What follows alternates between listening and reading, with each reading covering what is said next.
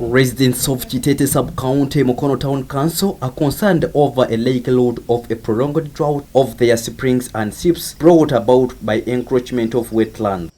According to the residents, they get their water supply from seeps that have for a long time provided clean and safe water for use, but the congestion is threatening to destroy them. Batugaje twaye tukima amazzi tetulina walala ate amazzi bagaseera bapolote basangamu enzizi baziziba ne batugaana okukima y'amazzi. Abantu omuntu agenda najja n'agula ewantu ng'asanzewo oluzzi n'alutugana okuddako n'azibawo ne kubo n'aziba kati tuba tulina okujja tusime ku nzizi nga zino bwezityo tetulina kyakola.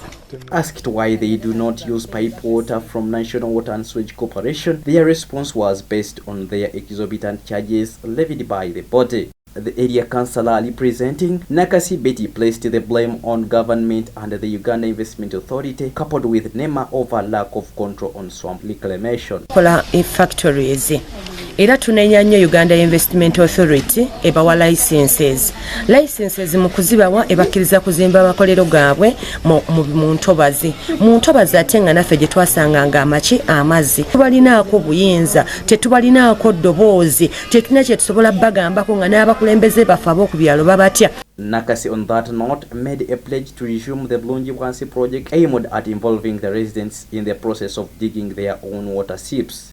She also called upon the National Water and Sewage Corporation to reduce the water bill so that people can have access to tap water. Ate n'okugawanika waggulu kozi tusuubira nti National Water yantuwadde water source kati nga wane waffe mu Saza village ne tubiramu mu water source nti wali mu center waliwo ndi wansi ye yakyuka etya nti emirundi egisinga obungi amazzi enzizi zinene abasinga engege zizibiddwa kakati abantu baffe bulungi bwansi bakola ku makubo kujjako kasasiro bye tukola byokka naye ng'ate kyandibadde kyankizo nnyo okubeera nga tukuuma era ne tuddayo ne twerula enzizi zaffe ezo abantu baffe ne babeera nga bakyafunamu amazzi amalungi. Robert Kavanda, the chairperson Mukono Central Division, expressed his concerns to the government over inflated taxes. Sanji zino abantu besulyo gwa nagamba abantu bakosa amazzi gaabwe aga National Water and Sewage Corporation enzizi ne zifa n'okufa ne zigonga zifudde bufi okubanga tezifiibwako.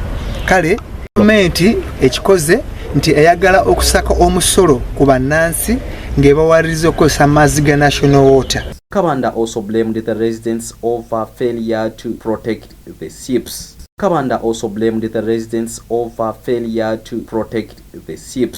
According to research statistics, 8 million Ugandans lack access to safe water and 27 million do not have access to improved sanitation facilities. Arafat Msoke and Bbanywa for Select News.